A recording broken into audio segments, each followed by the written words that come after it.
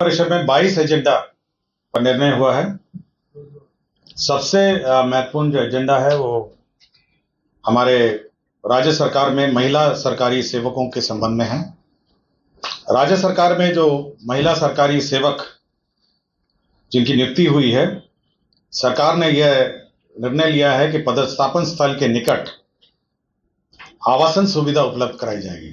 तो सबसे पहला ये निर्णय बहुत महत्वपूर्ण निर्णय है कि जहां पर वो कार्य कर रही हैं वहां पे सुरक्षित आवासन सुविधा उपलब्ध कराइए। इसके लिए पूरे राज्य में एक्सप्रेशन ऑफ इंटरेस्ट फ्लोट किया जाएगा और इच्छुक मकान मालिकों का एक्सप्रेशन ऑफ इंटरेस्ट लिया जाएगा।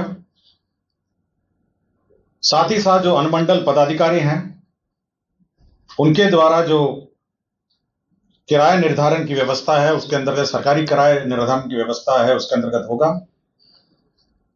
प्राप्त आवेदन जितने एक्सप्रेशन ऑफ इंटरेस्ट है उसके लिए भवनों का चयन किया जाएगा। इसके लिए एक कमेटी बनाई है जिसमें जिला पदाधिकारी, जिला पुलिस अधीक्षक, स्थानीय निकाय के प्रतिनिधि, भवन निर्माण विभाग के कार्यपालक अभियंता और सदस्य सचिव अनुमंडल पदाधिकारी होंगे। ये सभी लोग सभी जो भवन है उसको चेक करेंगे, सुरक्षा की दृष्टि से ठीक है या नहीं है, बिजली, जल, शौचालय सब चेक करेंगे और उसके बाद जो हमारे महिला कर्मी हैं, महिला ऑफिसर्स हैं, उनको यह आवंटित किया जाएगा यदि वो इच्छुक हैं। इसके लिए जो निजी मकान मालिक हैं उनके साथ एक लीज एग्रीमेंट किया जाएगा और लीज एग्रीमेंट के बाद यह लीज का भुगतान राज्य सरकार करेगी और राज्य सरकार जब लीज भुगतान करेगी तो साथ ही साथ यह भी देखेगी कि जो वहां पे जो उनका एचआरए है वो फिर दे नहीं होगा, या तो एचआरए लेंगे या लीज एग्रीमेंट होगा। यह व्यवस्था सर्वप्रथम जो राज्य प्रमंडल और जिला मुख्यालय है वहां से शुरू की जाएगी और जिन महिलाओं को जो अन्य क्षेत्र में रहते हैं, ब्लॉक में रहते हैं या अन्य गांव ग्रामीण क्षेत्र में रहते हैं, यदि उनको आवास चाहिए होगा वो अपने कार्यालय प्रधान के माध्यम से अनुमंडल पदाधिकारी को आवेदन देंगी और अनुमंडल पदाधिकारी उस क्रम में वह ये प्रक्रिया आरंभ करेंगे।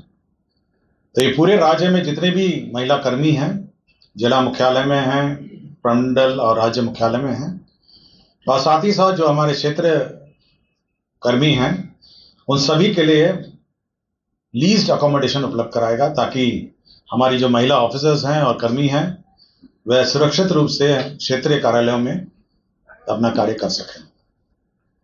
आप जरूर पूछिएगा कि ये टीचर्स के लिए भी लागू है क्योंकि वो सरकारी कर्मी हैं और सबसे ज्यादा महिला कर्मी शिक्षा विभाग में है।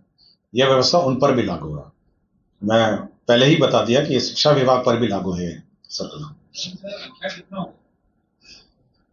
महिला बहुत ह्यूज संख्या में ना, शिक्षा विभाग में तो आपका 50 से ऊपर है, 50% से ऊपर के आसपास हो गए और 6 लाख हैं तो मोटा मोटी आप समझ लीजिए 3 लाख तो महिला कर्मी हैं और बाकी अन्य विभाग में भी जो परसेंटेज ऑफ रिक्रूटमेंट है 35% जो शैक्षिक आरक्षण है महिलाओं का और 3% 90 जो महिलाओं के लिए आरक्षित है, पिछड़ी जाति वर्ग की महिलाओं के लिए 3% है और छोड़ के 97 का 35% जो है शैक्षिक आरक्षण महिलाओं का है। तो इसलिए बड़ी संख्या में विमेन ऑफिसर्स हैं और विमेन कर्मी भी हैं।